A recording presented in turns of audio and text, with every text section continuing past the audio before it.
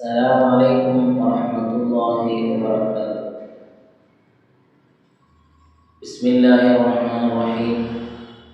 الحمد لله رب العالمين، والصلاة والسلام على أشرف المرسلين وعلى آله وصحبه أجمعين. أما بعد.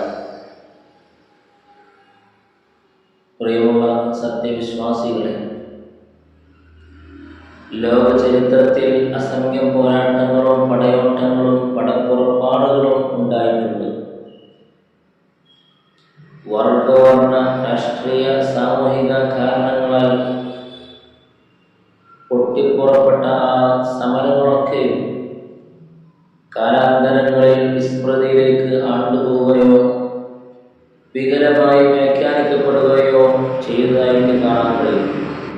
എന്നാൽ ശതാബ്ദങ്ങൾ കഴിഞ്ഞിട്ടും സർവോപരി സർവ ആയുധങ്ങളുടെ പിൻബലമുള്ളവരായ അസത്യത്തിൻ്റെ വക്താക്കൾക്കെതിരെ സത്യത്തിൻ്റെ വാഹകരായ ഒരു ചെറു സംഘം ആളുകൾ ആർജിച്ചെടുത്ത ഐതിഹാസിക വിജയവും അതുല്യ പോരാട്ടവുമായി ഇന്നും ലോകം സ്മരിച്ചുകൊണ്ടിരിക്കുകയാണ്.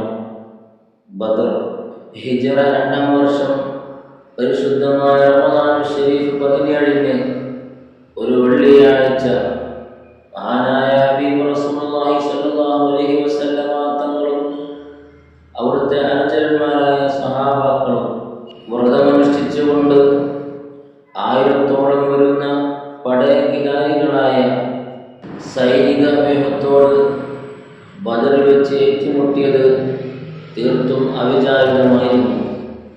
സത്യമത പ്രബോധനത്തിൻ്റെ പേരിൽ മഹാനായ റസൂലുള്ളാഹി സ്വല്ലല്ലാഹു അലൈഹി വസല്ലമ തങ്ങളെയും അനുചരന്മാരെയും അതിക്രൂരമായി വർദ്ധിക്കപ്പെടുകയും അടിച്ചമർത്തുകയും ചെയ്തപ്പോൾ ജന്മസ്ഥലവും വീടും സമ്പത്തും ഉപേക്ഷിച്ചുകൊണ്ട് ആത്മരക്ഷാർത്ഥം അവർ മദീനയിലേക്ക് പാലായനം ചെയ്യേണ്ടി വന്നു. പക്ഷേ അവിടെയും സുസ്ഥമായി ജീവിക്കാൻ ശത്രുകിങ്കരന്മാർ അനുവദിച്ചില്ല. പാലായനം ചെയ്ത മുസ്ലിംകളുടെ വീടും സമ്പത്തും കൊള്ളയടിച്ചുകൊണ്ട് മൂലധനമാക്കി യുദ്ധ ഫണ്ട് കണ്ടെത്തി മുസ്ലിംകളെ അടിച്ചമർത്താൻ അവർ അണിയറയിൽ കരുനീക്കങ്ങൾ നടത്തിക്കൊണ്ടിരുന്നു. ഇതറിഞ്ഞ് മഹാനായ റസൂലുള്ളാഹി സ്വല്ലല്ലാഹു അലൈഹി വസല്ലമ തങ്ങൾ സിറിയയിൽ നിന്നും കച്ചവടം കഴിഞ്ഞ് മദീന വഴി പോകുന്ന ഖുറൈശികളെ തടഞ്ഞു വെച്ച് ശത്രുക്കളുടെ സാമ്പത്തിക ശേഷി കുറക്കണമെന്ന് തീരുമാനിക്കുകയും അതുവഴി മുസ്ലിങ്ങളുമായി സന്ധിക്ക് ശത്രുക്കൾ മുതിരുമെന്നും കരുതി. അങ്ങനെയാണ് യാതൊരുവിധ യുദ്ധമുന്നറിയിപ്പുമില്ലാതെ മഹാനായ റസൂലുള്ളാഹി സ്വല്ലല്ലാഹു അലൈഹി വസല്ലമ തങ്ങളും 313 അനുയായികളും ബദറിലേക്ക് നീങ്ങിയത്. പക്ഷേ ഇതറിഞ്ഞ് അബൂ സുഫിയാൻ രഹസ്യദൂതൻ വഴി മക്കക്കാർക്ക് വിവരം നൽകുകയും മറ്റൊരു വഴിയിലൂടെ അദ്ദേഹവും സംഘവും രക്ഷപ്പെടുകയും ചെയ്തു. അബൂജഹലിന്റെ നേതൃത്വത്തിൽ 100 ഭടന്മാരും 600 പടയങ്കിധാരികളും അടങ്ങുന്ന 1000-ഓളം വരുന്ന യോദ്ധാക്കളായ ആളുകളും മഹാനായ റസൂലുള്ളാഹി സ്വല്ലല്ലാഹു അലൈഹി വസല്ലമ തങ്ങളെയും തൻ്റെ അനുചരന്മാരായ സ്വഹാബാക്കളെയും ലക്ഷ്യമാക്കി പുറപ്പെടുകയും ഒടുവിൽ അത് ബദറിൽ വെച്ച് യുദ്ധമായി കലാശിക്കുകയും ചെയ്തു. ഇതായിരുന്നു ബദർ യുദ്ധത്തിനുള്ള പശ്ചാത്തലം.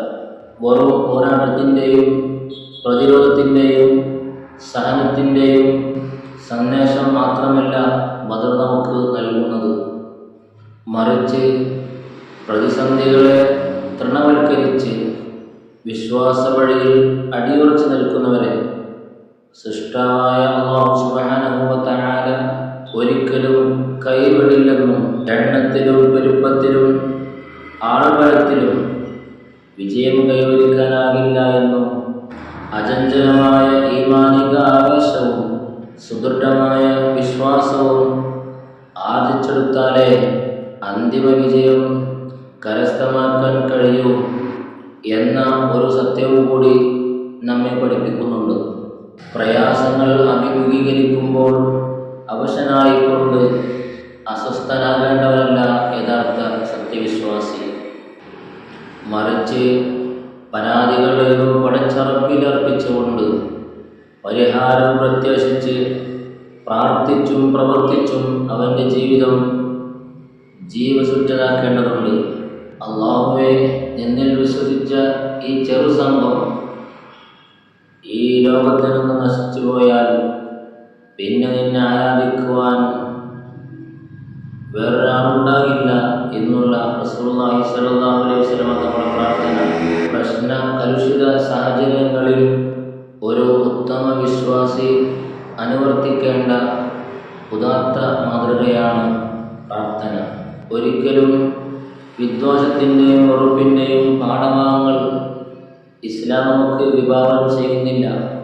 കാരുണ്യത്തിൻ്റെയും സ്നേഹത്തിൻ്റെയും മനോഹരമായ വാക്കുകൾ കേൾക്കാനാണ് എന്നും ഒരു വിശ്വാസി കൊതിക്കേണ്ടത്.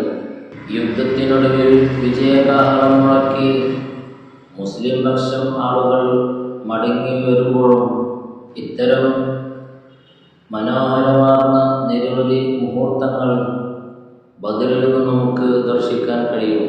ആശയാദർശങ്ങളിൽ അടിയുറച്ച് നിൽക്കുമ്പോഴും മാനുഷിക മൂല്യങ്ങളും സാഹോദര്യ ബന്ധങ്ങളും ഊട്ടിയുറപ്പിക്കുവാൻ അവർ സന്നദ്ധമായിരുന്നു എന്നതാണ് ഈ സംഭവങ്ങൾ നമ്മെ ബോധ്യപ്പെടുത്തുന്നത്. അതിനാൽ വിദ്വേഷമൂത്ത് എതിരാളികളെ നിഷ്കരണം വെട്ടിക്കൊലപ്പെടുത്തുന്ന വെറുപ്പിൻ്റെ രാഷ്ട്രീയത്തെ ചെറുത്തു തോൽപ്പിക്കാനുള്ള അമരധ്വനിയായി ഈ ബദർ ദിന സന്ദേശത്തെ നമുക്ക് അടയാളപ്പെടുത്താം. നാഥൻ തൗഫീഖ് നൽകി അനുഗ്രഹിക്കുമാറാകട്ടെ. അല്ലാഹു സുബ്ഹാനഹു വ തആല അസ്ഹാബുൽ ബദരീങ്ങളുടെ കാവലും അവിടുത്തെ സംരക്ഷണവും നമ്മുടെ ജീവിതത്തിൽ സദാസമയം അല്ലാഹു വർഷിപ്പിച്ചു തരുമാറാകട്ടെ. ആമീൻ ബിറഹ്മതിക യാ അർഹമർ റഹീമീൻ. അസ്സലാമു അലൈക്കും വറഹ്മത്തുള്ളാഹി വബറകാതുഹു.